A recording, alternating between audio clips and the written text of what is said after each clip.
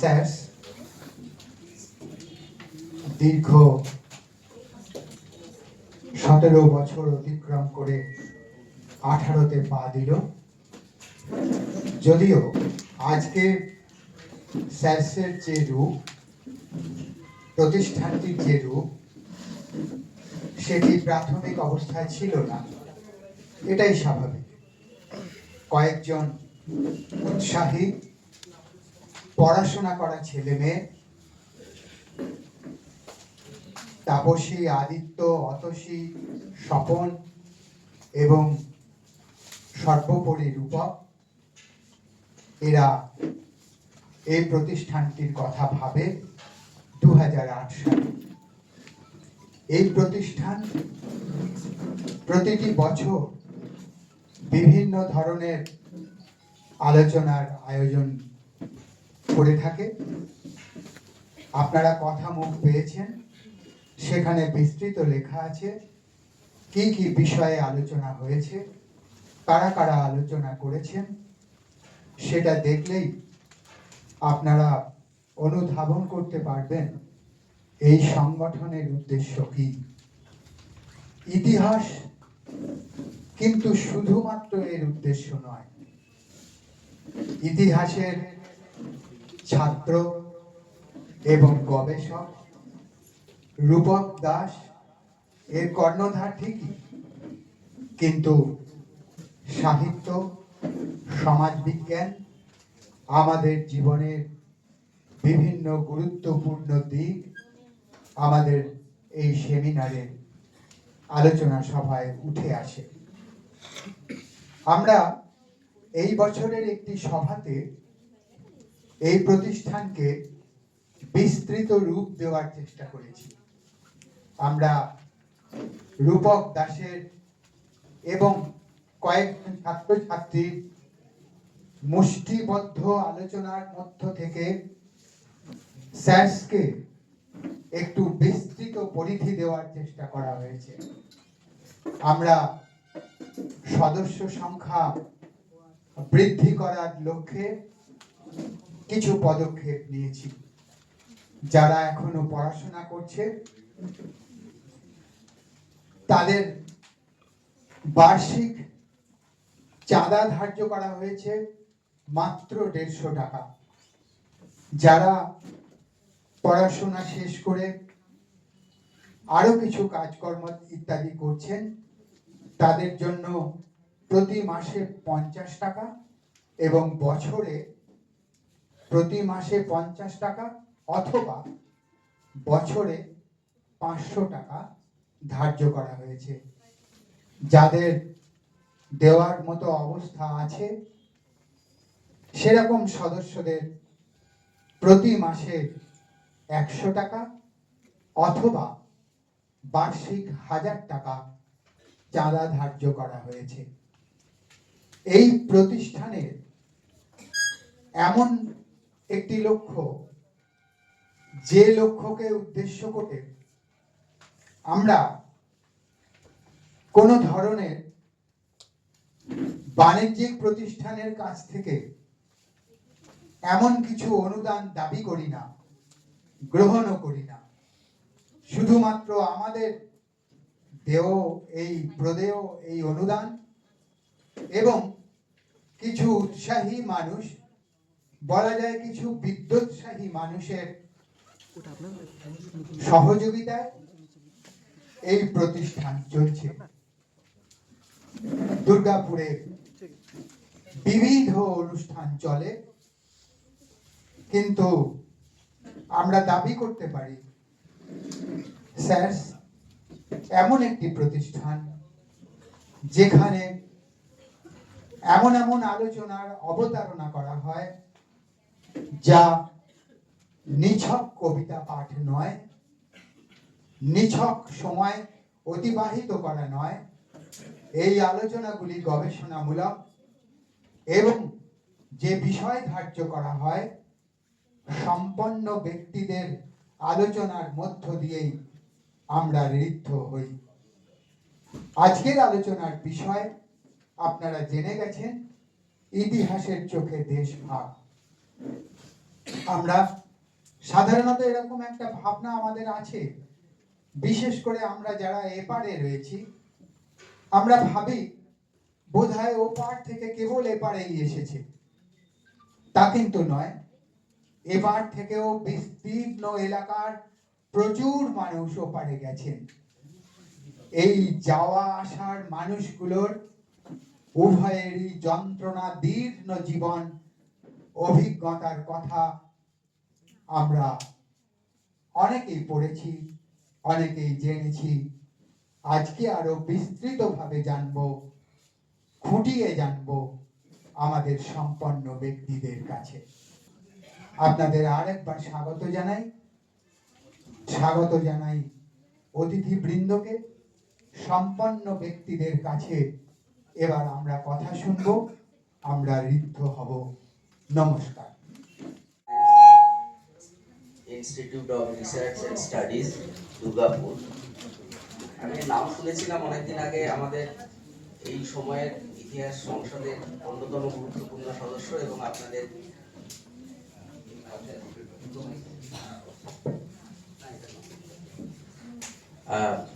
অধ্যাপক অরবিন্দ সামন্তর কাছ থেকে, এবং ঘটনাচক্রে অরবিন্দবাবু আপনাদের এই সংগঠনের একটা গুরুত্বপূর্ণ জায়গায় আছেন এবং তাকে আপনারা যথেষ্ট মর্যাদা দিয়ে এখানে রেখেছেন। আমি ধন্যবাদ জানাবো আজকের এই অনুষ্ঠানের এবং এই পর্বের অনুষ্ঠান এবং এই সংগঠনের সভাপতি শ্রী পূর্ণচন্দ্র মুখোপাধ্যায় মহাশয়কে, যার কথা আপনারা এখানে শুনলেন, আপনারা তাকে চেনেন। আমার পাশে বসে আছেন সহসভাপতি কাজল দাস, মঞ্চে আছেন অরবিন্দ, যা কথা বললাম, অধ্যাপক অরবিন্দ সামন্ত, মঞ্চে আছেন ডক্টর সৌভিক বন্দ্যোপাধ্যায়, আমাদেরই সহকর্মী ইতিহাসের, এবং আপনাদের দুর্গাপুর গভর্নমেন্ট কলেজকে দীর্ঘকাল তার কর্মজীবন দিয়ে সমৃদ্ধ করেছে। এবং ধন্যবাদ জানাবো আপনাদের এই সংগঠনের, যাকে আপনারা গোড়ায় কর্ণধার হিসেবে চিহ্নিত করলেন, রূপক দাস এবং অমর ঘোষ, মনে হয় আজকে এই অনুষ্ঠানটার, আজকের অনুষ্ঠানের যুগ্ম সম্পাদক। আমার যেটা বলার অনুষ্ঠানের শুরুতে, সেটা হচ্ছে এখানে যারা একটু পরে যারা বলবেন, তারা এই বিষয়টা দীর্ঘকাল, তারা এই বিষয়টা নিয়ে দীর্ঘকাল চর্চা করছে। ইতিহাসের চোখে দেশ, কিন্তু আমার যেটা কথা, ইতিহাসের চোখে দেশভাগকে আমরা দেখব, শুধু ঐতিহাসিকদের চোখ দিয়ে ইতিহাসের দেশভাগকে আমরা বোঝার চেষ্টা করব না। পেশাগত ঐতিহাসিকদের বাইরেও যারা দেশভাগকে দেখেন, দেশভাগকে বোঝার চেষ্টা করেন, দেশভাগের যন্ত্রণাকে বোঝার চেষ্টা করেন, তাদের মধ্য দিয়ে দেশভাগকে বোঝার চেষ্টা করেন। এই একটা দ্বন্দ্ব, এই একটা বিষয়, আমরা যারা সমাজবিজ্ঞানের ছাত্র, তাদের কাছে এটা সবসময় ধরা। আমি, আপনারা সবাই জানেন, আনন্দবাজারের এই সময়ে অত্যন্ত গুণী একজন দায়িত্বপূর্ণ পদে আছেন। এক সময় আমার সহপাঠিনী ছিলেন সেমন্তী ঘোষ। সেমন্তী ঘোষের একটা কথা দিয়ে আমি আপনাদেরকে আজকের আলোচনায় কি হতে পারে, আমি যতটুকু বুঝেছি তার একটা আভাস আপনাদের দেওয়ার চেষ্টা করবো। একটা কথা আপনাদের শুনি।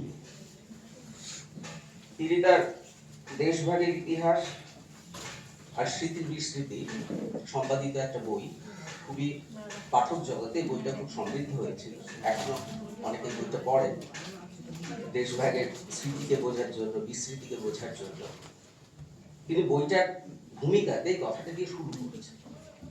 কথাটা হচ্ছে এই: सुना हुई हो भी चुका हुई, फिरत ए जुल्मत ओ नूर, सुना हुई हो भी चुका हुई विशाल, ए मंजिल ओ गम बदल चुका हुई बहुत आहल, ए दर्द का दस्तूर निशाते बशल हालाल ও আজাদে হিজার হারা।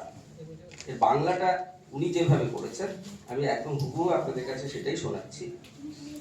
শুনেছি তো আলোর ছটায় মিলিয়ে গেছে অন্ধকার, শুনেছি তো মিলনের ভালোবাসায় মিটে গেছে বিষাদ।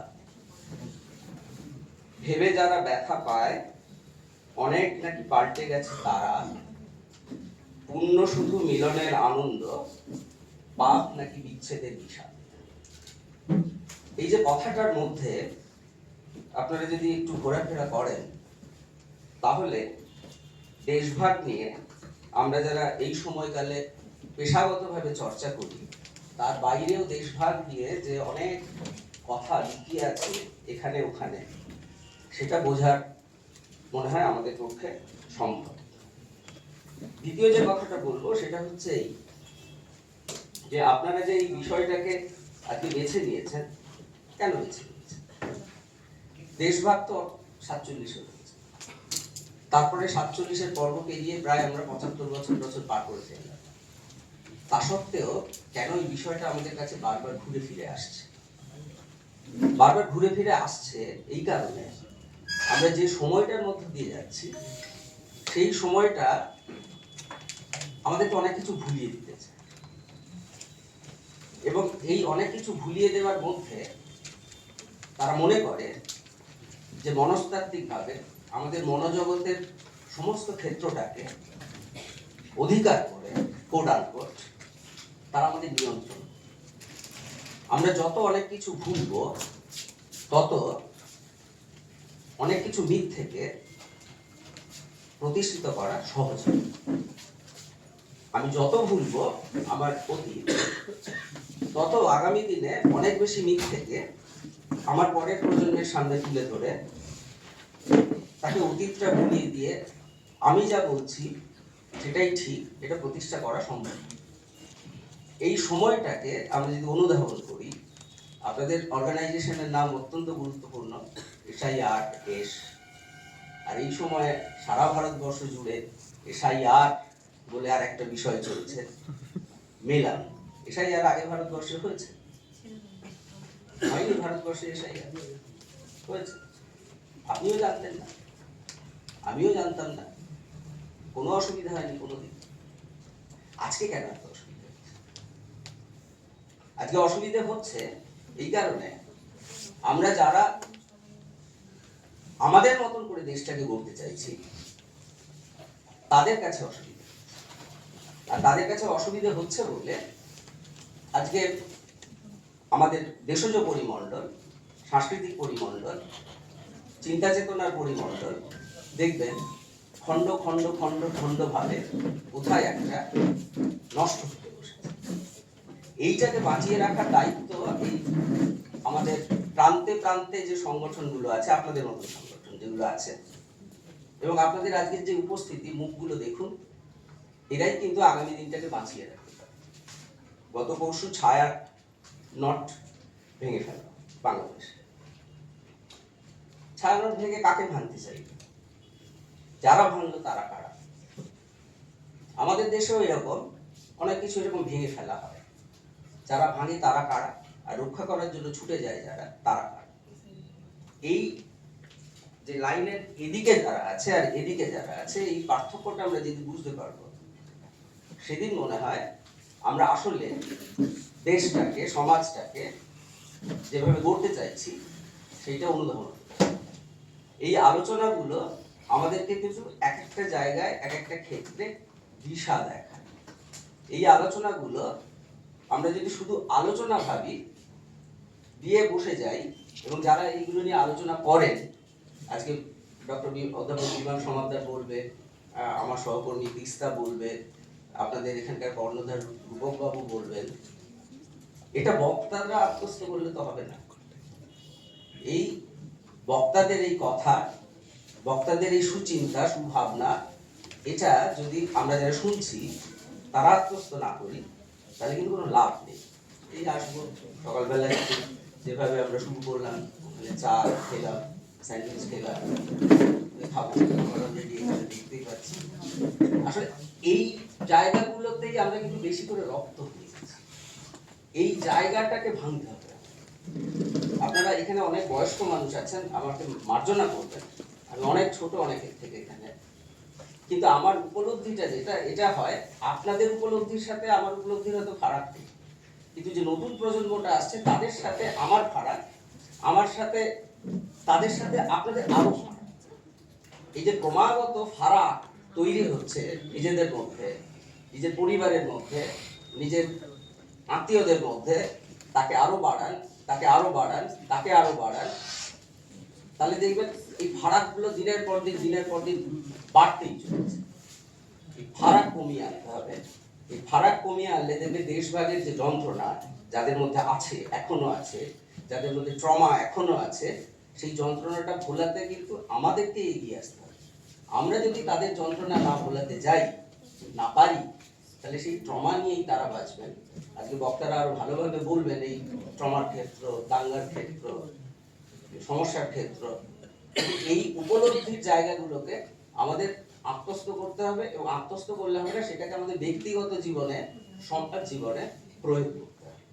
আর এইটাই আমরা যেদিন পারবো এবং দৃঢ়তার সাথে পারবো, সেদিন আমরা যেভাবে দেশটাকে চাইছি সেইভাবেই আমরা দেশটাকে করবো।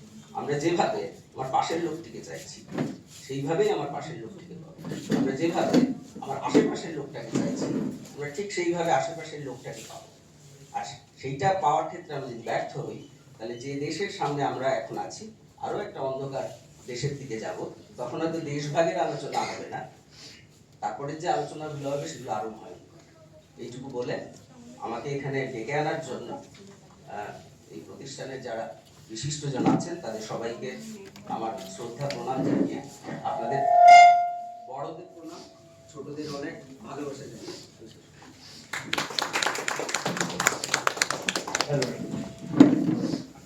ডক্টর আশিস কুমার দাস সংক্ষেপে আলোচনা করেছেন, উপমন্ত্র রচনা করে দিয়েছেন প্রায় আজকের আলোচনা সভায়। আমরা এবার ডক্টর দাসকে স্মারক দিয়ে সম্মাননা জানাবো। আমি শর্মিষ্ঠা দাস এবং প্রেরণা সরকার আমাদের সংস্থার সদস্য, তাদের দুজনকে আমন্ত্রণ জানাই।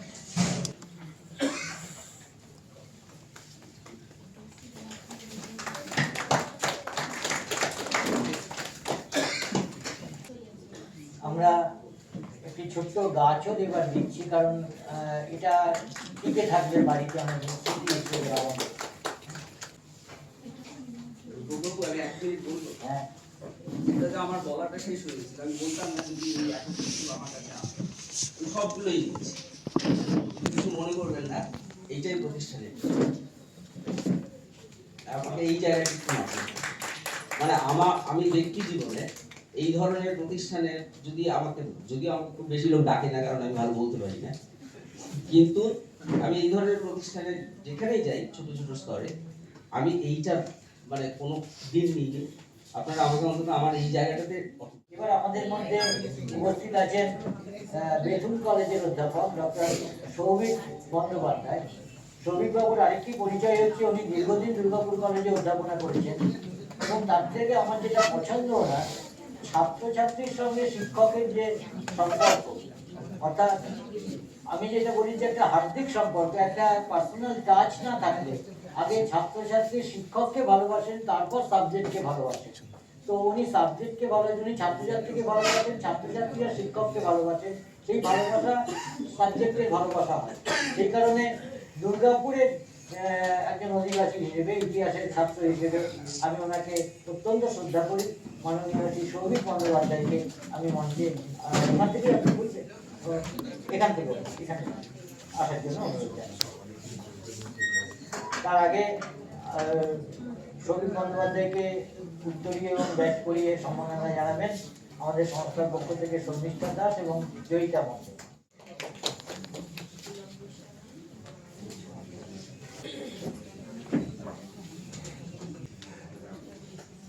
প্রভাত সবাইকে।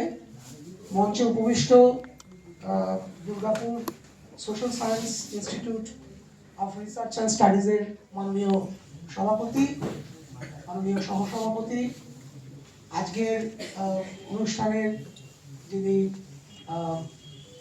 যারা উপস্থিত রয়েছেন মঞ্চে, এখানে প্রধান অতিথি এবং অধ্যাপক অরবিন্দ সামন্ত, এছাড়া আমার সামনে যে বিশিষ্ট মানুষরা উপস্থিত রয়েছেন, আমার অনেক কয়েকজন স্নেহভাজন ছাত্রছাত্রীকেও আমি দেখতে পাচ্ছি, আর দুর্গাপুর শহরের যারা নাগরিক যারা এসেছেন আজকে,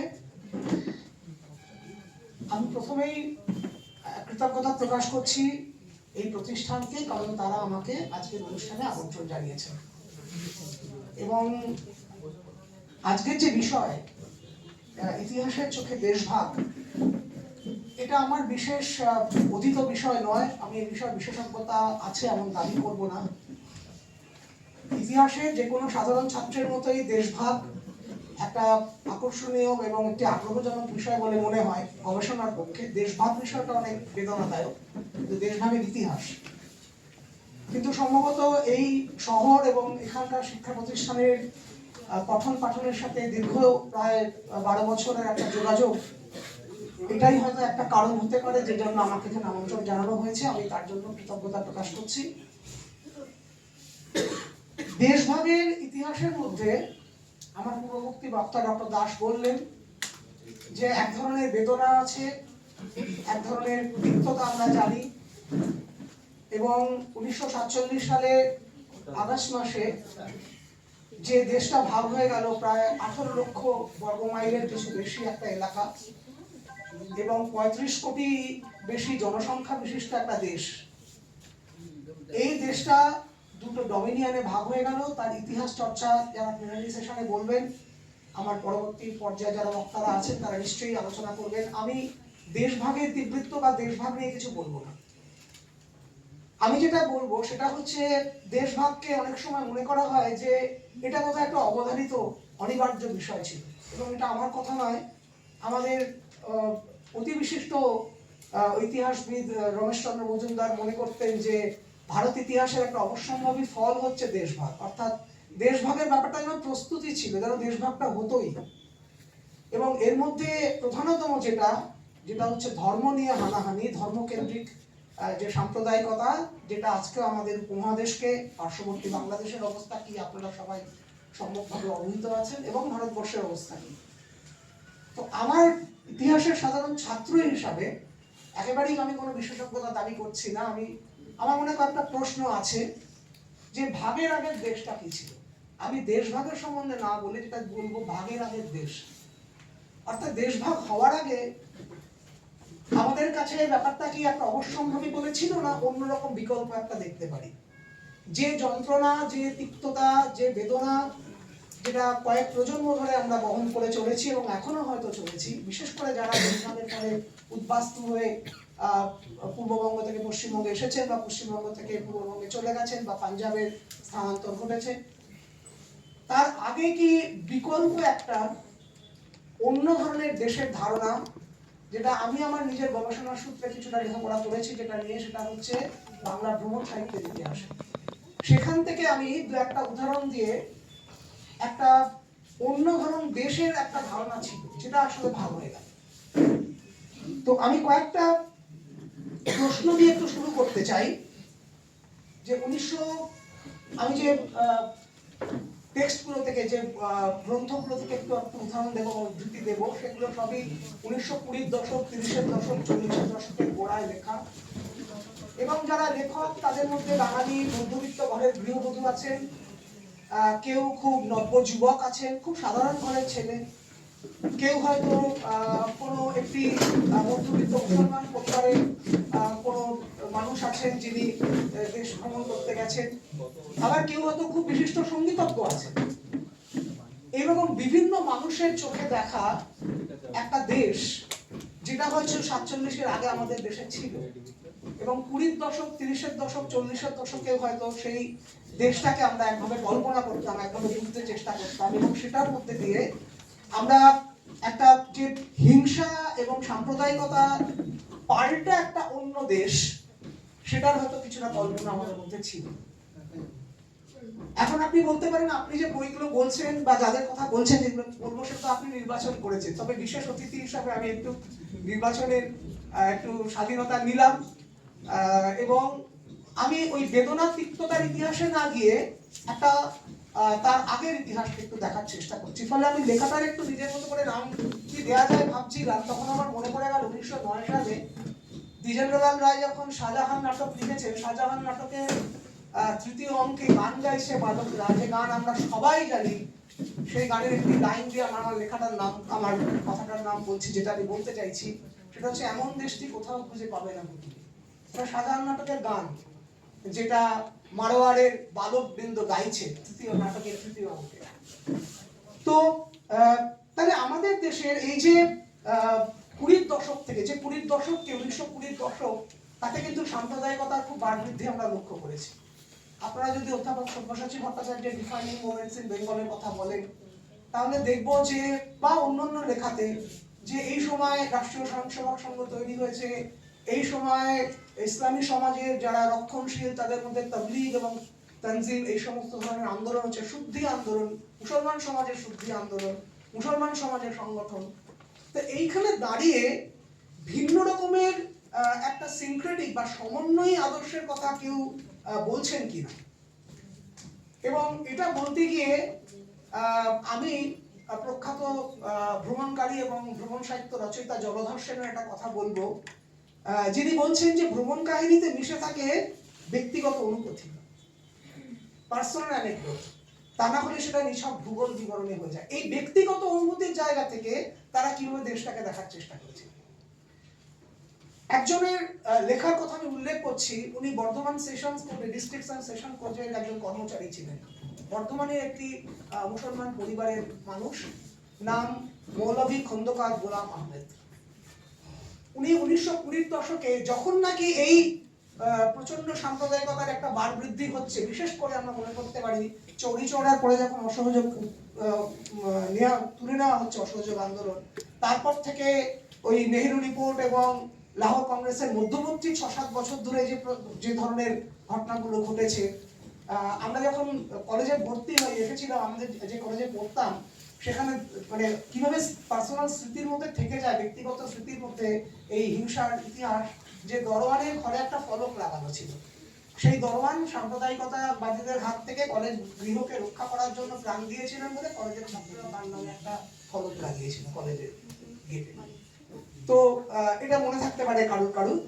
তো এই যে আজমির বেড়াতে যাচ্ছেন, তাহলে বাঙালি মোটামুটি হিন্দু উচ্চবর্গের লেখা যে ভ্রমণ কাহিনীর জগৎ, সেখানে একজন মুসলমান লেখকের চোখে কিভাবে তিনি দেশের অনুসন্ধান করছিলেন। উনি শুরু করছেন এরকম একটা বলে, বঙ্কিমচন্দ্রের কথা বলছেন। এখন তো বঙ্কিমচন্দ্র বন্দে মাতরম নিয়ে খুবই আলোচনা হচ্ছে, এবং তার একটু বিদ্রুপ ছিল বঙ্কিমচন্দ্রের প্রতি। উনি বলছেন, যদিও আজিকালিকার হিন্দু লেখকগণ পূর্ববর্তী বঙ্কিমবাবু প্রমুখ হিন্দু লেখকদের মতো সংকীর্ণমনা নহেন, বরং উদারভাবে মুসলিম সভ্যতার উৎকর্ষ প্রমাণে যথেষ্ট যত্নশীল, তথাপি এ বিষয়ে মুসলমান লেখকগণের 2-1খানা গ্রন্থ বঙ্গ সাহিত্যের পুষ্টি সাধন করতে পারে। অর্থাৎ তিনি কিন্তু ভাবছেন না যে 1920 দশকের যে ভারতবর্ষ, সেটা মুসলমানের জন্য অসহায়, মানে কোনো একটা চরম অসহিষ্ণুতার প্রমাণ দিচ্ছে। এবং পুজোর ছুটিতে পশ্চিমে ভ্রমণ, পুজোর ছুটিতে সাধারণত হিন্দু তীর্থযাত্রীদের কথা পড়েছে, হিন্দু পর্যটকদের কথা আমরা জেনেছি, কিন্তু পুজোর ছুটিতে একজন মুসলমান ভদ্রলোক যিনি তার পরিবারের লোকদের নিয়ে আজমিরের জিয়ারত করতে যাচ্ছেন। জিয়ারত কথার মানে হচ্ছে দর্শন করা। আজমিরে সেখানে মঈনুদ্দিন চিশতির দরগায় তারা জিয়ারত করতে যাচ্ছেন। পথে পড়েছে দিল্লি এবং আগ্রা, এগুলো তারা দেখছেন। অর্থাৎ এই ভারতবর্ষের মধ্যেই যেটাকে আর্যাবর্ত বলে হিন্দুদের একটা গর্ব আছে হিন্দু সমাজের মধ্যে, সেখানেই এই ধরনের মুসলমান ঐতিহ্যের বা ইসলামী ঐতিহ্যের চিহ্নগুলো তারা খুঁজে পাচ্ছে না, খুঁজে বের করার চেষ্টা করছে। এবং এই যে ভারতবর্ষ, এই ভারতবর্ষে একটা ধরনের সম্প্রদায়গত একটা, যাকে আমরা বলতে পারি একটা সহিষ্ণুতার বাতাবরণ। কারণ তারা যখন থাকছেন গিয়ে কোথাও বেড়াতে গিয়ে, হিন্দু মুসলমান একসাথে একটা জায়গায় থাকছেন, কোনো একটা জায়গায় বিশ্রাম করছেন, সেখানে কিন্তু তিনি কোন রকম ধর্মীয় বিভেদ দেখছেন না। সুতরাং এই যে ধরনের একটা মুসলমান সমাজের মধ্যে 1920 দশকের যে সাম্প্রদায়িকতা, এবং পরবর্তীকালে যেটা থেকে বাড়তে বাড়তে হয়তো 40 এবং 40-এর দশকে গিয়ে আমরা দেশভাগ দেখলাম, তার বিপরীতে একটা কণ্ঠস্বর কিন্তু ছিল। দ্বিতীয় যে লেখকের কথা বলবো, তিনি খুব বিখ্যাত একজন সঙ্গীতজ্ঞ। তিনি হচ্ছেন দিলীপ কুমার রায়, যিনি দ্বিজেন্দ্রলাল রায়ের পুত্র।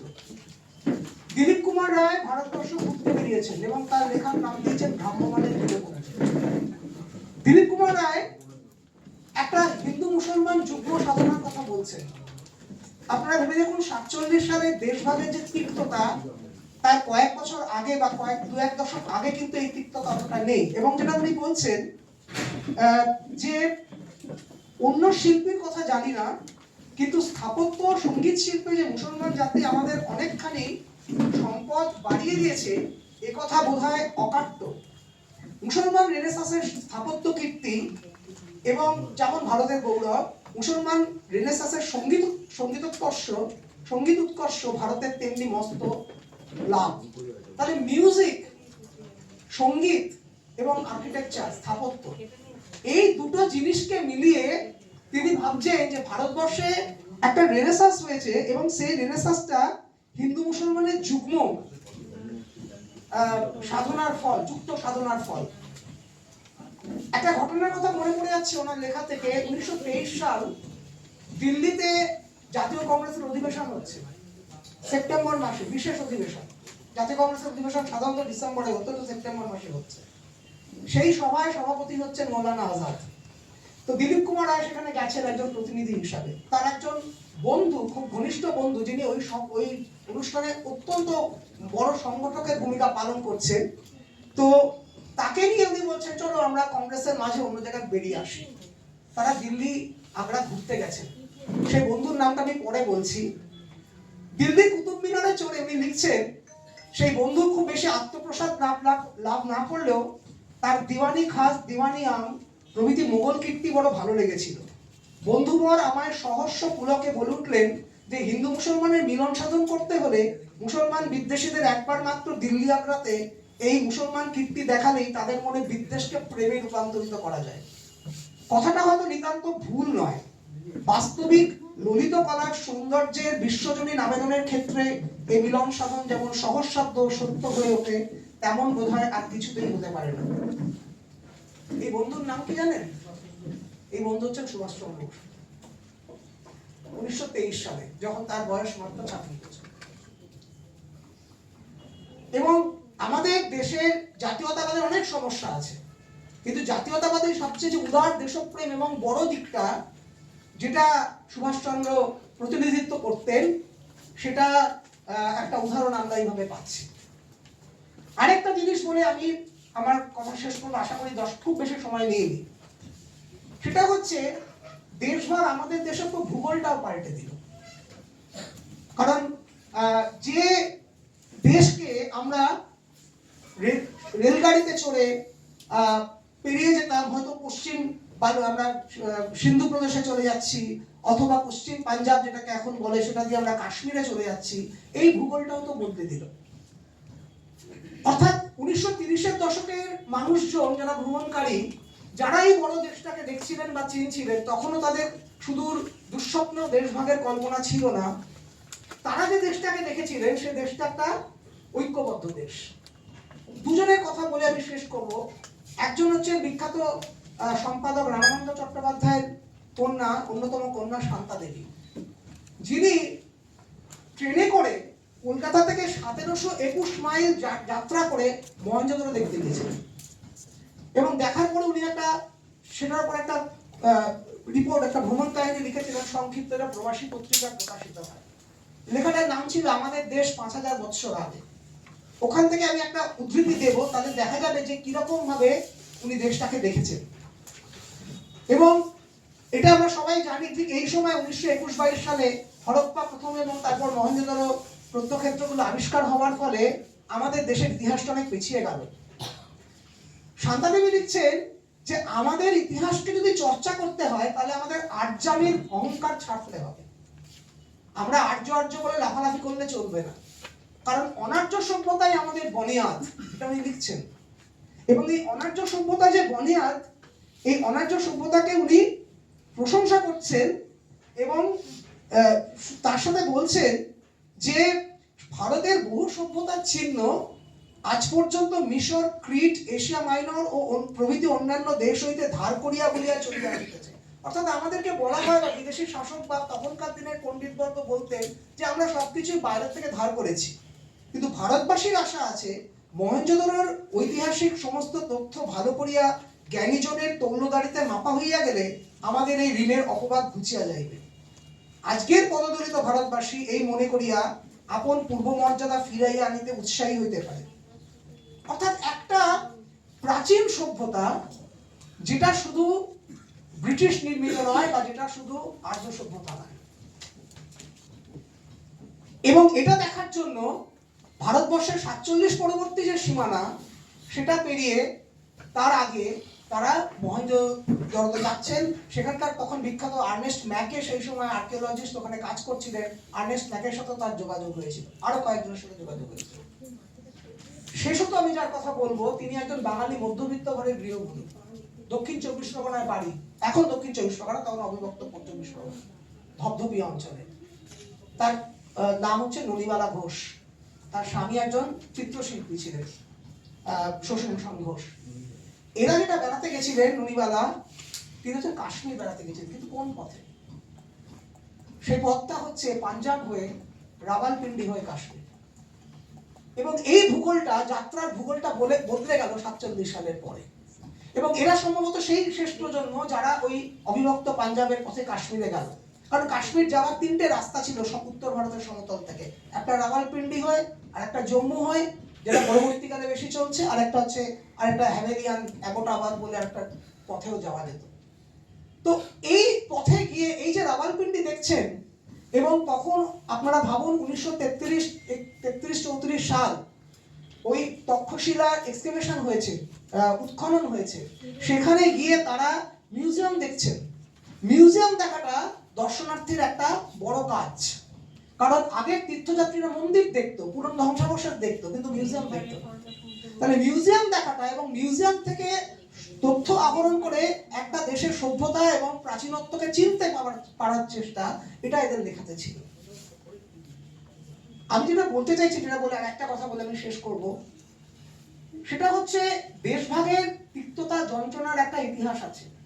দেশভাগের ইতিহাস চর্চা নিয়ে নিশ্চয়ই পরবর্তী বক্তারা বলবেন, কিন্তু ভাগের আগে একটা দেশ ছিল, যে দেশটা হয়তো আমাদের মধ্যে মায়া হিসাবেই থেকে গেল, যে দেশটা সবসময় সাম্প্রদায়িকতার বিষাক্ত বিষ ছিল, কিন্তু শুধু সেটাই ছিল না, আমি তার উদার এবং তার চেয়ে সমন্বয়ী সংস্কৃতি, এগুলোর প্রতি দৃষ্টি আকর্ষণ করতে চাইছি আপনাদের, এবং যেটার জন্য আমি কিছু কিছু ভ্রমণ সাহিত্য থেকে উদাহরণ দিলাম।